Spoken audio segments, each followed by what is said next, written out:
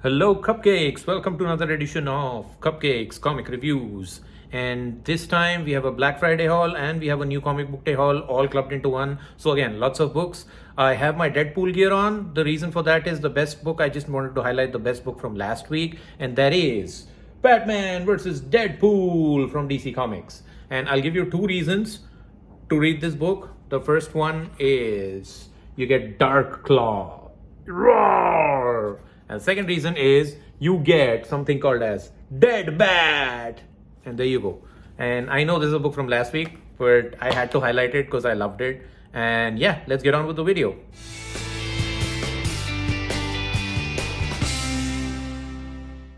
So alright guys, welcome back to the video, and let's start with the books. We start with the singles first, and then we'll go take a look at the collected editions which I got as part of the Black Friday sale at my LCS. So without further ado, the first book is DCKO issue number 2, and that's the Daniel Warren Johnson cover, and that's why Wonder Woman is awesome and she's kicking, putting her knee in Joker's face. So this is done by Scott Snyder, Joshua Williamson, and the art is by Zermanico. This is continuing the DC King Omega event, wherein all the DC heroes have to fight each other and then gain one of the person, whoever remains the last, will become King Omega and he can take on Darkseid. So from the solicits, what I know of this is that all these, so the villains also join in. It was just the heroes before, but the Injustice gang, so they also join in, they also chime in. And all of them have to like pick up weapons, and those weapons are like artifacts from the DC universe. So you've got like the Green Lantern, you've got the Green Lantern's lantern, you've got like the Wonder Woman's lasso of truth, and a couple of other items which everybody has to choose in order to, and that becomes their weapon, and they have to fight out each other. So you see Zatanna with the sword here, so that's pretty cool. So anyway, that's DCKO issue number 2. Then we have a couple of DCKO titles. Tie-in titles. So this one is Superman issue 32. This is Joshua Williamson and Eddie Barrows on the art. So in the last issue, so while Superman is doing the DCKO thing and he's fighting people, what Lois Lane is doing is she goes to the Fortress of Solitude and she's trying to find out like if she can find anything on this King Omega and Omega Energy and how to take on Darkseid based on the archives from the ancient Kryptonian symbols. Yeah, and then what happens is something happens and she becomes Superwoman, and then she's taking on some of the threats that show up unexpectedly. So it's basically more to deal with Superman family, and yeah, that's what this issue deals with.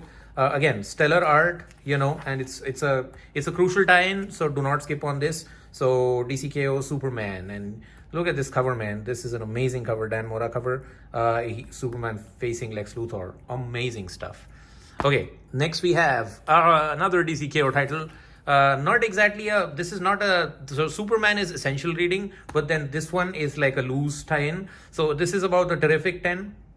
Part 2. So what Mr. Terrific does is like he gathers a bunch of heroes whose universes are dying as part of this KO event, and Darkseid has already absorbed their energies. So they are the remnants, leftovers from these universes, and eventually these guys are going to die.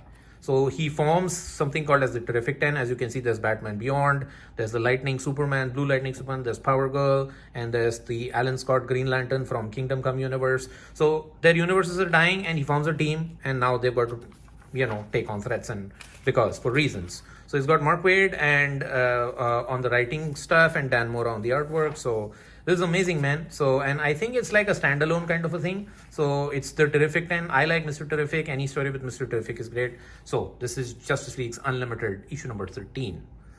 Okay. Then we have the Absolute Universe titles. So we've got Absolute Batman and Absolute Wonder Woman. So Absolute Wonder Woman, this is again Kelly Thompson and Matthias Bergara, not Hayden Sherman. So this is the issue called, this is the storyline, The Price issue number 2, where basically Wonder Woman is fighting this non-corporeal entity, and yeah, the whole thing is all about her fight and what the entity is about. And it's got amazing artwork. Matthias Bergara does what Matthias Bergara does best. Check out his Coda if you have not read that. But yeah, this is the best, one of the best Absolute Universe books by Kelly Thompson. Then you've got Absolute Batman, which is again, this is the final arc of the Abomination storyline, wherein Batman is basically fighting Conclusion, by fighting Absolute Bane. And yeah, and I'm guessing like, oh, look at that, he's charged up on Venom and he's gonna go crazy and he's gonna wreck some shit, man. So yeah, there you go. So this is again absolute Batman versus absolute Bane. That's all I can tell you about this book. But yeah, this has been such a super solid title. It is kinetic, it is dynamic. Nick Dragota is doing like God's work on this, and it's amazing. The artwork is dynamic, the characters are flawless, and it's just a big beat 'em up of these huge dudes clashing together. It's like a kaiju epic in human form. Yeah, that's absolute Batman for you. Okay, the last DC book I had was Arcadia. So this is so they've got like Batman. I don't know who Gabriel Hardman is. I've never read anything from him. So, but what I do know is they've got Batman, they've got Question, and they've got Green Arrow in that Mike Grell style of 80s artwork. So the artwork is sublime. So I don't know about the story, but I like these three characters, and this was and the artwork was stellar and reminiscent of those 80s artwork. Like, look at this, like so much detail in there that I just had to like pick up issue 1 and try it out. And yeah, like I said, this reminds me of the Longbow Hunters, like Green Arrow. But yeah, I like these three characters. I think this is a Black Label title. I don't know how many issues this has got, but then looked stellar to me, so I picked it up. Okay, we've got only one Marvel book, and that is Punisher issue 2. Again, Jimmy Palmiotti and Dan Panosian on the artwork. So this is continuing this is not the regular Punisher series that's being done by Benjamin Percy, and this is like an Elseworld take on this Marvel Knights, The World to Come. I think this is like 6 to 7 issues, but this is where the Punisher is back and he's being mind controlled. And yeah, and that's what the story is about. But the reason to buy this is, of course, Jimmy Palmiotti, who's doing excellent work on Tales of the Gunslinger Spawn.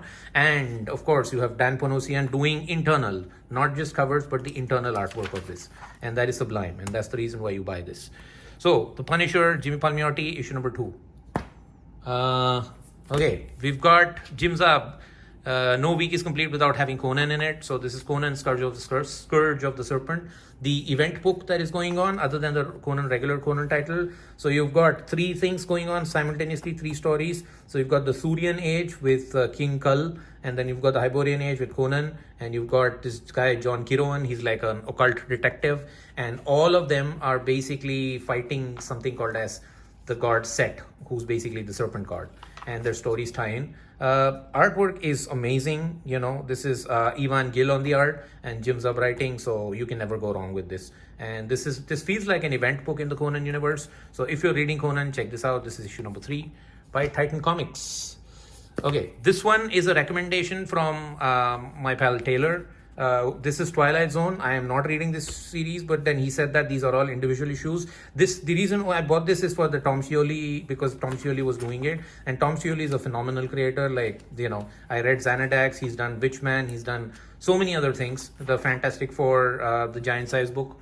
So yeah, so he's amazing, and I like everything he does. So I will definitely give this a shot. So I think it's a self-contained book. You don't need to read anything. You can just pick this up. So that's what this is all about. That is the Twilight Zone for you. All right, moving on. We've got The Devil on My Shoulder. This is done by Kyle Starks.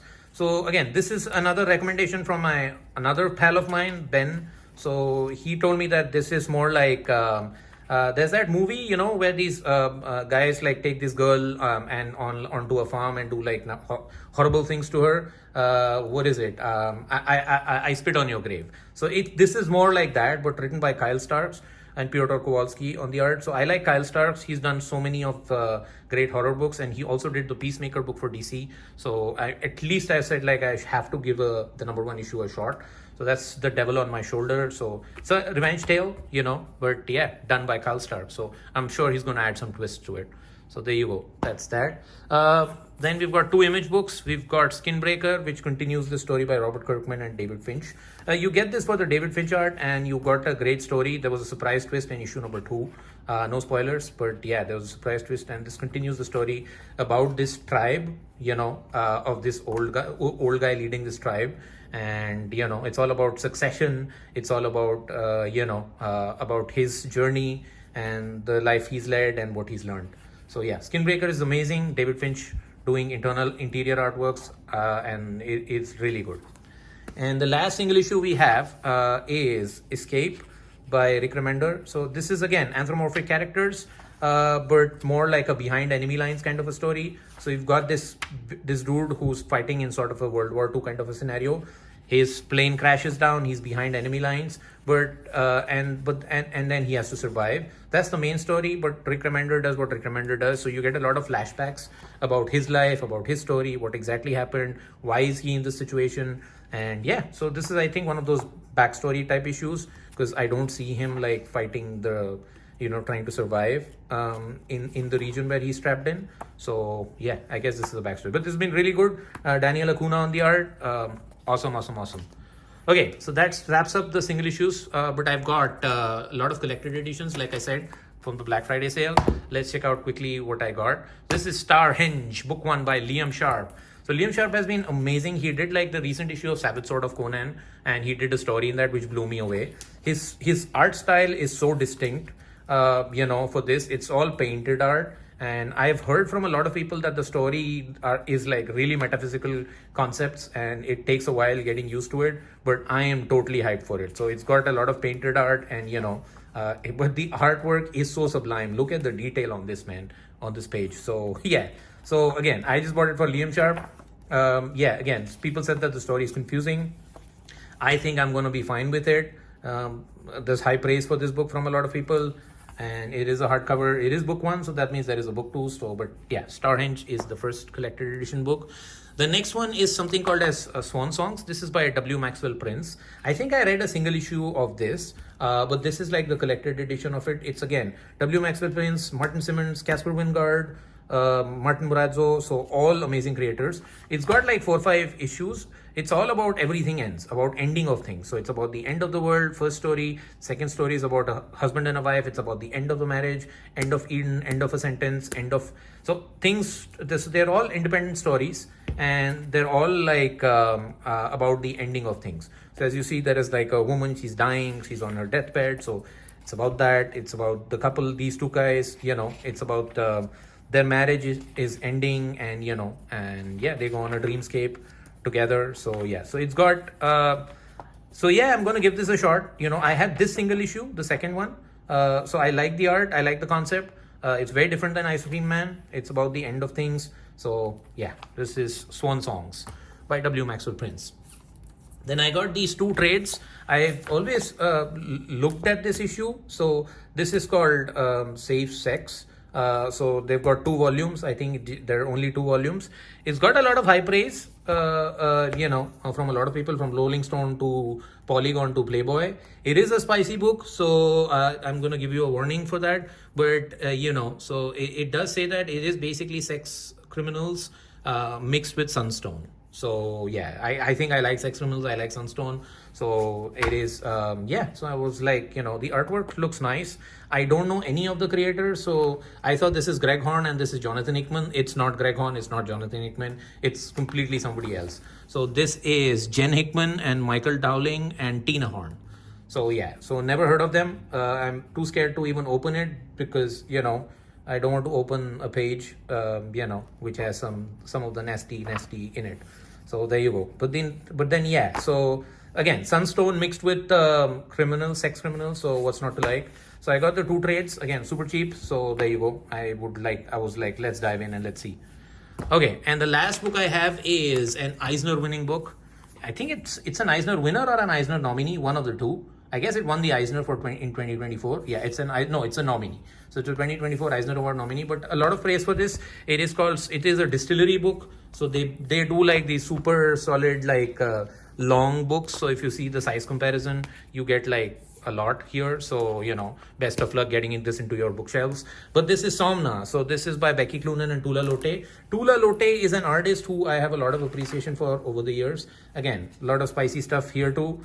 But then, yeah, it's an Eisner nominee. So this is the first distillery book I was like, actually inclined to read. I have no clue what the story is about, but I hear good things, and the artwork is Tula Lotte artwork. So it is sublime. So there you go. The super group of creators came together and made something special, right? So there, yeah. So it's an evocative masterpiece that draws inspiration from cinematic folk horror gems like Midsommar and The Witch. So I like both of those movies. So it's an intoxicating blend of history, eroticism, and the supernatural. So what's not to like? So there you go. So I got Somna, and yeah, so there you go. And I think that's it. That's basically it, guys. And yes, thank you for watching. Thank you for checking out this video. Thank you for staying till the end. And yeah, please like, share, and subscribe. And if you have any questions, please let me know in the comments. All right, I'm out of here. Peace out.